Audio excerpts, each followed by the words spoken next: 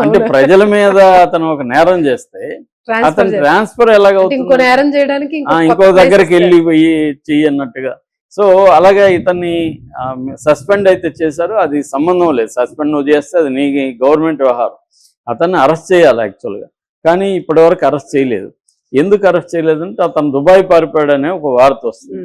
మరి దుబాయ్ ఎలా పారిపోయాడు అంటే ఇక్కడ రెండు విషయాలు ఒకటి బయటకు వచ్చాయి. ఒకటి, ఇతను గతంలో సైబర్ క్రైమ్లో 2 ఏళ్ళు పనిచేశాడంట. సో ఇతనికి మొత్తం ఇన్వెస్టిగేషన్ ఎలా వెళ్తుంది, ఎలా ట్రాక్ చేస్తారు ఇవన్నీ తెలుసు.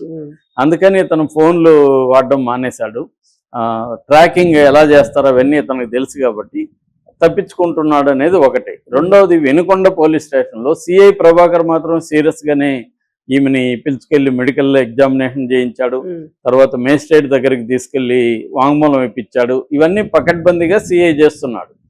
కానీ కింది స్థాయి కానిస్టేబుల్ కావచ్చు, ఇతర ఎస్ఐలు కావచ్చు, ఎవరో కింది స్థాయి వాళ్ళు ఇతనికి ఎప్పటికప్పుడు టిప్ అందిస్తున్నారని, అంటే ఏమేమి జరుగుతుంది, నిన్ను పట్టుకోవడానికి ఏమేమి ప్లాన్లు, ఇవన్నీ అందిస్తున్నారు.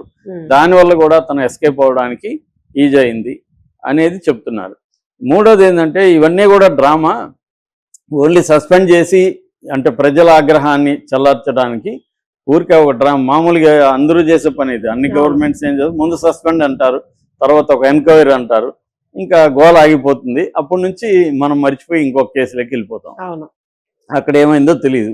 అందుకని చాలా పెద్ద పెద్ద కేసుల్లో కూడా నేను కూడా మా మధ్య కూడా కోట్ చేశాను. పవన్ కళ్యాణ్ ప్రత్యేక ఫ్లైట్ వేసుకొని వెళ్ళి కాళహస్తి సీఏని మీద చర్య తీసుకోమని చెప్పి వచ్చాడు.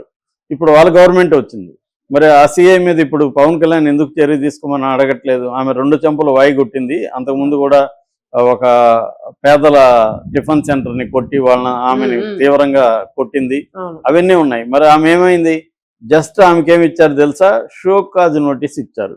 అంటే నువ్వు ఇలా బిహేవ్ చేసిందని కారణము చెప్పము అని 10 మార్కులు క్వశ్చన్ ఇచ్చారు. అదే అలా ఇచ్చారు అంతే తప్ప ఆమె మీద కేసు లేదు, ఆమె మీద ఏమీ లేదు.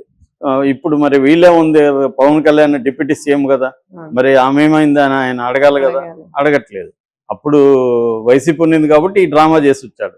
సో అలాగే పోలీసులు ప్రజల మీద దౌర్జన్యాలు, దాడులు, హత్యలు ఎన్ని చేసినా వాళ్ళ మీదకి కేసులు కానీ ఏమీ జరగదు అనే దానికి ఇది ఒక లేటెస్ట్ ఎగ్జాంపుల్. ఇతను ఒక డైరెక్ట్ గా చేసి కూడా ఎప్పుడు ఇది జరిగింది, 30వ తేదీ ఆమె కేసు పెట్టింది, 28వ ఎప్పుడు జరిగింది. ఇప్పుడు ఈ రోజు ఎంత 3వ తేదీ, ఇప్పటి వరకు అతను ట్రాక్ చేయలేకపోతున్నారు. సో అంటే మరి అతను దొరుకుతాడా, అతను దుబాయ్కి పారిపోయాడా, అతను అసలు ఇవన్నీ అందుకే సస్పెండ్ చేసినట్టుగా ఒక డ్రామా ఆడి ముందుగా దాన్ని అషాప్ చేద్దామన్న ప్లాన్ లో ఉన్నట్టు కనబడుతుంది. కొద్ది రోజుల తర్వాత అందరూ అది మర్చిపోయి వేరే పనిలోకి వెళ్ళిపోతారు. ఇతను మెల్లగా ఆ కేసు ఆల్రెడీ వీళ్ళ కొడుకు బెదిరిస్తున్నా అంట, ఫోన్లు చేసి ఇటు సీఏని బెదిరిస్తున్నా అంట, అటు ఆమెను కూడా బెదిరిస్తున్నా అంట. ఇదే జరుగుతుంది. బెదిరిస్తారు, డబ్బులు ఆఫర్ చేస్తారండి. ఏదో 10 లక్షలు ఇస్తాను, నోరు మూసుకొని ఉంటే ఉండు, లేకపోతే నీ అంత చూస్తాను. ఇది ఆమె కూడా కొద్ది రోజుల తర్వాత వాళ్ళ బంధువులు వాళ్ళందరూ భయపెడతారు. ఎందుకమ్మా నువ్వు, ఏదో అయిపోయింది ఇప్పుడు ఏం జరగదు, గమ్మునుంటే పోతుంది అన్న ఇది జరుగుతుంది.